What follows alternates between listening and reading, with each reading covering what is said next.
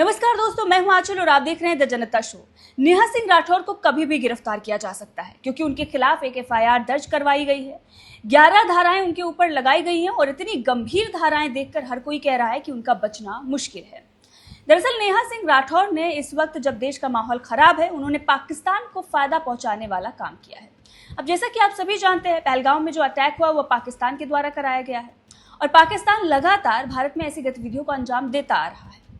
अब पाकिस्तान इस घटना के बाद बचने के लिए ये कह रहा है कि इस घटना से उसका कोई लेना देना है ही नहीं। कांजी मलिक जैसे लोग हमारे भारतीय सेना के जवान बनकर वीडियो बना रहे हैं और ये कह रहे हैं ये सब कुछ इंटरनल पॉलिटिक्स के चलते हुआ है, हमारा इससे कोई लेना देना नहीं है। अब इसी का समर्थन नेहा सिंह राठौर कर रही हैं। नेहा सिंह राठौर ने सोशल मीडिया पर कई ऐसे कंटेंट अपलोड किए जहां पर साफ ये दिख रहा है कि ये सब कुछ बिहार इलेक्शन के चलते हुआ है और बीजेपी का इसमें अहम रोल है।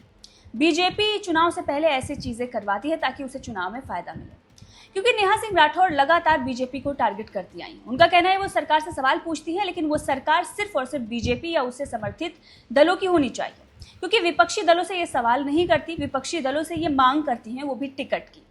अभी कुछ दिन पहले ही नेहा सिंह राठौर ने कांग्रेस के एक कैंडिडेट के लिए चुनाव प्रचार किया था। कुछ दिन पहले नहीं बोल सकते, बल्कि पिछले लोकसभा चुनाव में। लेकिन क्या हुआ, हार हो गई। दरअसल वहां से टिकट इन्हें चाहिए था, लेकिन टिकट इन्हें नहीं मिल पाया, जिसके बाद कन्हैया को टिकट दिया गया। कन्हैया के लिए उन्होंने चुनाव प्रचार किया, लेकिन वो चुनाव हार गए, क्योंकि जनता भी ऐसे देशद्रोहियों का समर्थन नहीं करती है। अब नेहा सिंह राठौर चीख चीख कर ये कह रहे हैं कि मेरे घर वाले सेना में हैं और मैं तो सवाल पूछ ही सकती हूँ, लेकिन दूसरी तरफ ये स्लीपर सेल की तरह व्यवहार कर रही हैं। अब इसीलिए लखनऊ में एक एफआईआर इनके ऊपर कराई गई है, क्योंकि सोशल मीडिया पर इन्हें अरेस्ट करने की मांग उठ रही थी। हर कोई ये कह रहा है कि ऐसे लोगों को उठाकर जेल में डालना चाहिए या इन्हें पाकिस्तान ही भेज देना चाहिए, जहां से इन्हें बहुत ज्यादा मोहब्बत है। नेहा सिंह राठौर को वैसे तो जातियां दिख जाती हैं, लेकिन यहाँ पर नहीं दिख पा रहा है कि कैसे धर्म देखकर गोली मारी गई है, पैंट उतरवा कर प्राइवेट पार्ट देखकर गोली मारी गई है, कलमा पढ़ने को बोला गया, नहीं पढ़ पाया इंसान तो उसे गोली मार दी गई है। लेकिन इनका कहना है कि आतंकवाद का कोई मजहब नहीं होता, कोई धर्म नहीं होता, लेकिन जो बचाने वाले होते हैं उनका मजहब हो जाता है। जो एक व्यक्ति मरा है, 30 लोगों की लगभग मृत्यु हुई है, उसमें से एक जो था वो मुसलमान था, उसे तो मुसलमान दिखाया जा रहा है, लेकिन मारने वालों को मुसलमान नहीं बताया जा रहा है। इसी से साफ पता चल रहा है कि आप लोग व्हाइट वॉश कर रहे हैं, और ये जो व्हाइट वॉश करते हैं ये कहीं ना कहीं आतंकवाद को बढ़ावा देते हैं। जो लोकल सपोर्ट आतंकवादियों को मिलता है उसे बढ़ावा देते हैं, क्योंकि उन्हें पता है कि वो कुछ भी करेंगे उनके लिए ये लोग खड़े रहेंगे, बचाव तो करेंगे ही।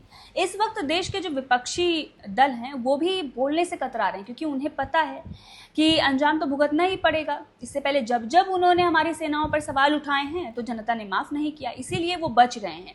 लेकिन उनके शब्द नेहा सिंह राठौर अपने मुंह में डालकर निकाल रही हैं, इसीलिए नेहा सिंह राठौर अब बुरी तरीके से फंस गई हैं। और जिन पार्टियों के लिए इन्होंने कभी वोट मांगे थे, जिससे ये टिकट मांग रही थी बिहार चुनाव में, शायद इन्हें वहाँ से टिकट चाहिए था, उन पार्टियों के नेताओं ने भी हाथ खड़े कर लिए। अभिषेक मनु सिंघवी जैसे लोगों ने भी इसकी आलोचना की है, जो कुछ भी नेहा सिंह राठौर ने किया है।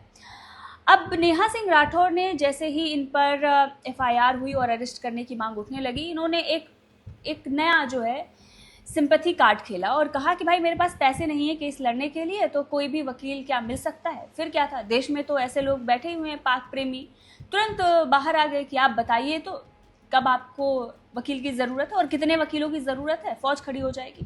लोग समर्थन भी करने लगे। लेकिन जो धाराएं इनके ऊपर लगाई गई हैं वो बेहद गंभीर है। बताया जा रहा है कि इस बार इनका बचना मुश्किल है। पिछली बार तो इन्होंने बीमारी का बहाना किया था, लेकिन इस बार ये नहीं बच पाएंगे। तो चलिए बताते हैं कि 11 धाराएं जो इनके ऊपर लगाई गई हैं वो कौन कौन सी हैं।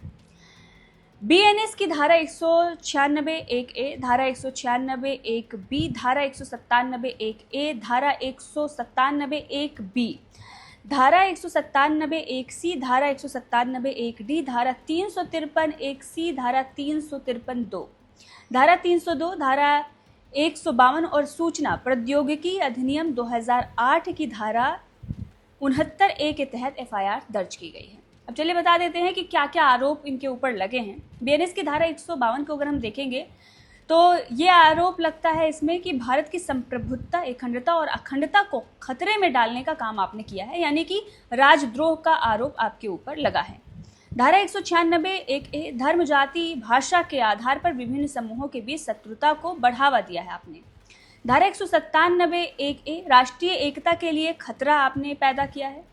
धारा 197 एक डी भारत की संप्रभुता, एकता और अखंडता को खतरे में डालने वाली झूठी या भ्रामक जानकारी प्रकाशित या प्रसारित करने का काम आपने किया है।